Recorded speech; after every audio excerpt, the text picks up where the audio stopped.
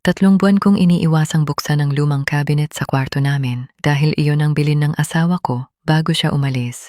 Pero nang mapilitan na akong buksan, ito ay saka ko lang nalaman kung bakit pala. Magandang araw po sa lahat, lalong-lalo na po sa inyo, Ate Ann.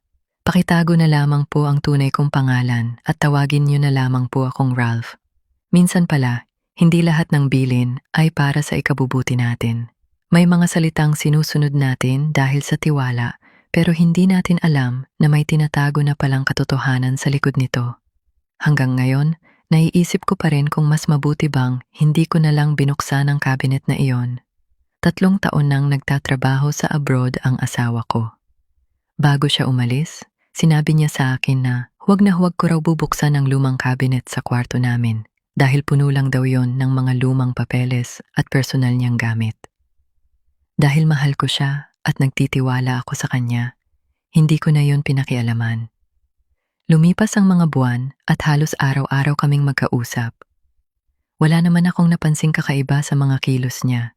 Kahit malayo siya, ginagawa naming normal ang lahat para hindi namin maramdaman ang lungkot. Isang gabi, bumuhos ang malakas na ulan. May tumutulong tubig sa kisame at nabasa ang isang bahagi ng kwarto. Napilitan akong ilipat ang cabinet para hindi tuluyang masira. Habang hinihila ko ito, biglang bumukas ang isang tagong compartment sa likod.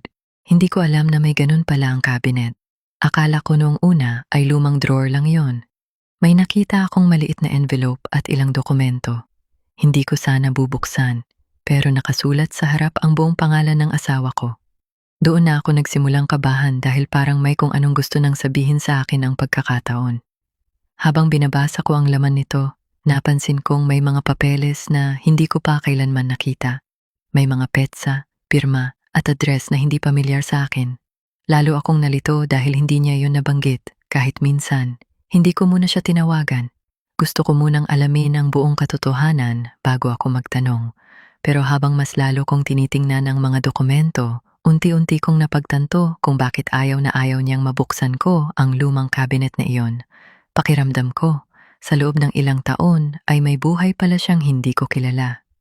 Hindi ko alam kung paano ko haharapin ang lahat kapag umuwi na siya. Ang masakit, hindi ibang tao ang nagturo sa akin ng katotohanan. Ang sarili niyang lihim ang kusang lumantad. Ate Ann, kung kayo po ang nasa sitwasyon ko, hihintayin niyo pa po bang umuwi ang asawa ninyo bago siya tanungin? O sapat na po ba ang mga natuklasan ninyo para paniwalaan na may matagal na siyang itinatago?